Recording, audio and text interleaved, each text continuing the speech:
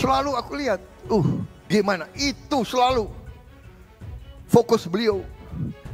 Ada juga menteri-menteri yang neolib itu. Gue nggak sebut siapa namanya. Nggak boleh dong, nggak etis. Karena kan kita harus kompak. Tapi neolib gimana? Kadang-kadang coba-coba, Bapak Presiden gini, intinya nggak usah gitu. Musuhan, strategi picik Wowo singkirkan Sri Mulyani. Dia jadi presiden, menteri secakap Sri Mul akan ditendang. Denny Siregar, gegara batasi belanja alutsista bekas. Rencana pengadaan alutsista itu nilainya memang fantastis. 1.760 triliun rupiah. Kemenhan ada di 137,3 triliun, kedua terbesar. Kita berharap tentu tidak hanya alutsista, tapi kebutuhan dan kesejahteraan dari prajurit akan semakin diperhatikan dan membantu.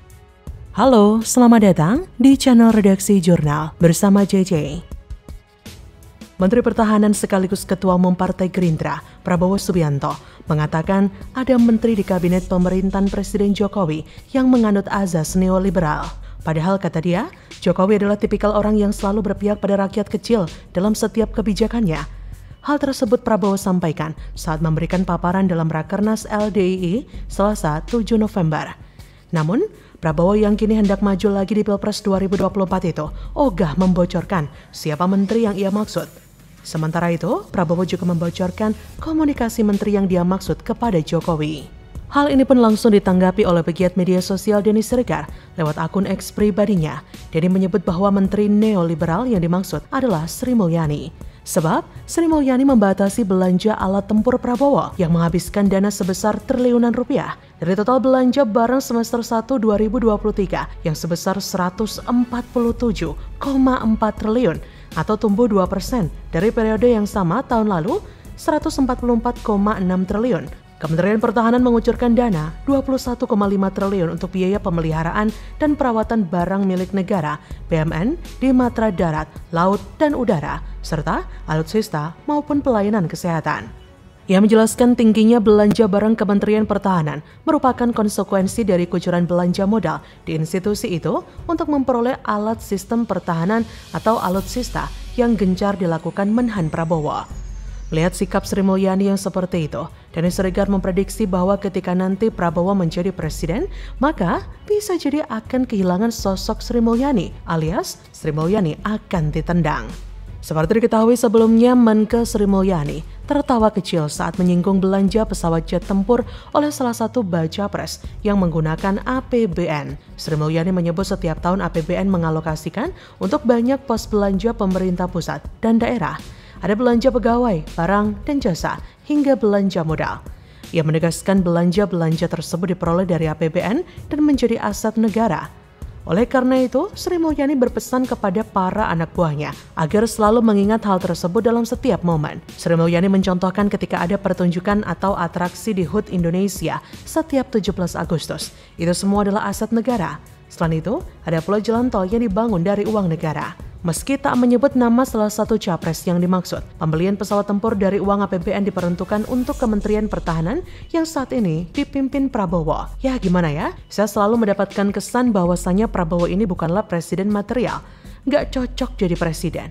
Nggak nampak juga niatnya untuk jadi seorang presiden yang elegan dan berkelas. Suka banget hambur-hamburkan APBN. Urusan mekanisme kenegaraan dia nggak tahu, atau pura-pura nggak tahu. Empati terhadap sesama juga kurang. Masih terjebak dengan cetakan pemimpin era Orde Baru, di mana kekuasaan itu absolut bagaikan raja. Belum lagi adanya gap antara Prabowo dan orang-orang biasa, rakyat biasa.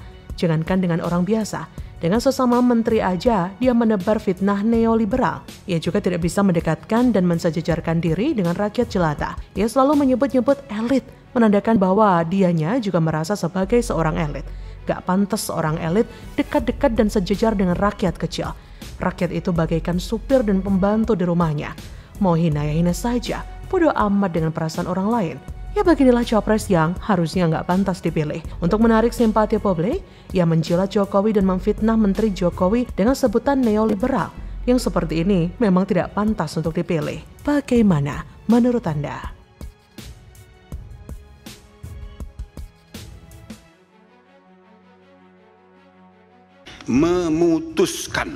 menyatakan hakim terlapor terbukti melakukan pelanggaran berat terhadap kode etik dan perilaku hakim konstitusi. 2, menjatuhkan sanksi pemberhentian dari jabatan Ketua Mahkamah Konstitusi kepada hakim terlapor.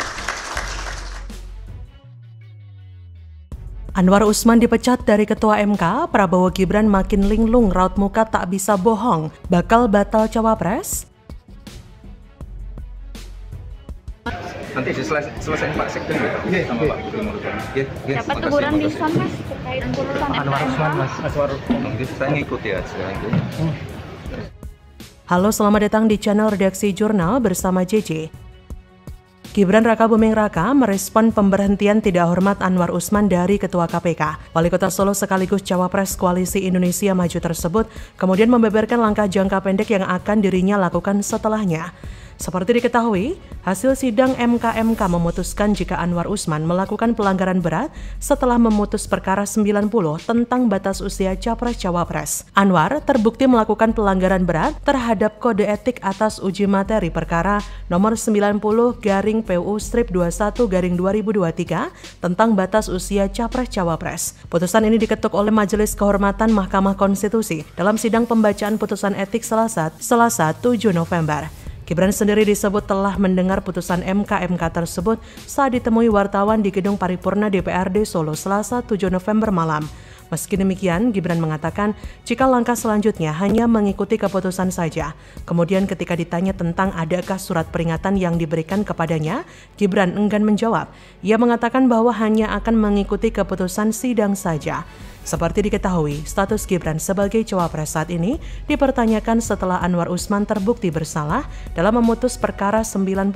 Bahkan, pada Rabu 8 November, MK menggelar sidang gugatan usia Capres-Cawapres yang rencananya akan dimulai pukul 13.30. Jadwal sidang itu sehari setelah MK dibacakan.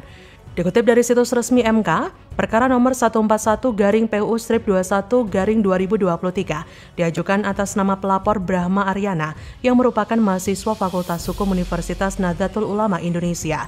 Melihat respon Gibran, seharusnya putusan soal usia Capres-Cawapres dicabut juga karena memang cacat hukum. Dan jika itu terjadi, maka Gibran memang harus mundur. Tapi yang harusnya dilakukan oleh Gibran adalah menyadari bahwa apa yang ia lakukan adalah salah, bukan malah menikmati privilege dari pamannya.